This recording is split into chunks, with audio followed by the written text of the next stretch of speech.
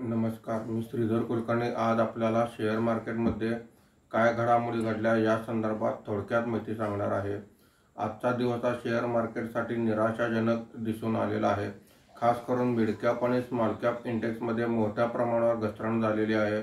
त्यामुळे निर्देशांक हे आज निगेटिव्हमध्ये दिसत आहेत।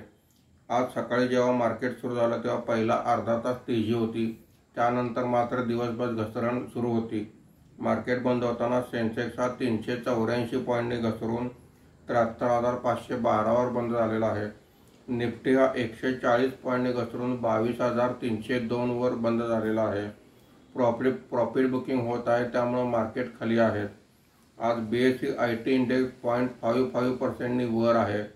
BSE ऑटो इंडेक्स 1.71% खाली आहे। BSE हेल्थकेअर इंडेक्स 1.90% खाली आहे। मिड कॅप इंडेक्स 1.90% आणि स्मॉल कॅप इंडेक्स 1.65% खाली आहेत। डॉक्टर रेड्डीज लॅब्स सहित काही कंपन्यांनी आज क्वार्टरली रिझल्ट डिक्लेअर केलेले आहेत। आज निफ्टीमध्ये वाढलेले काही मुख्य शेअर्स पुढील प्रमाणे आहेत। HUL 5.46%, tech Mahindra 2.39%, Britannia 2.22%।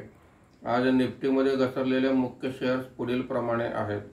Bajaj auto 4.14%, power grid 3.78%, ONGC 3.03% अशी घसरण आहे।